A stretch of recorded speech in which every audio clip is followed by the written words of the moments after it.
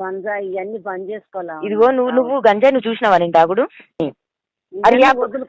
Mummy ఆగు, లంజా లంజా నేను మాట చూడు ఎట్లా అంటున్నావు. మరి నేను ఒక్కసారి చెప్తుంటే వదులుకుంటావు. చెప్పింది విను. పెట్టినావు సంతకం?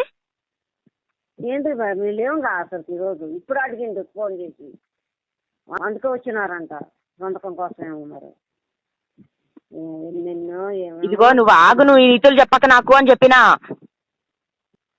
లేదు కావాలనే చేశాడు. నీ కూతురు మాట్లాడుతుంది చూడండి, నీ వయసు అన్ని మాటలు కూడా వినిపించాడు.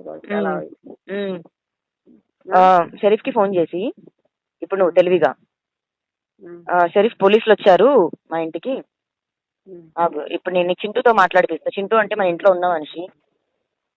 ఇప్పుడు ఆ మనిషితో మాట్లాడిపిస్తాను. ఆమె మాకు కూతురు లెక్కలో లేదు, మమ్మల్ని వదిలేసింది. ఇప్పుడు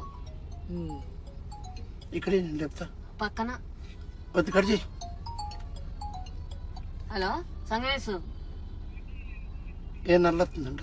వస్తాను ఏందంట గ్యాస్.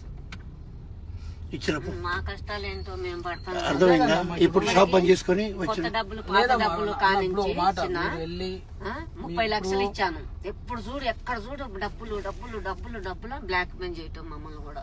ఇస్తావా సస్తావా ఇస్తావా సస్తావా అని ఇప్పుడు చూడు లక్షలు లక్షలు ఇచ్చుడే.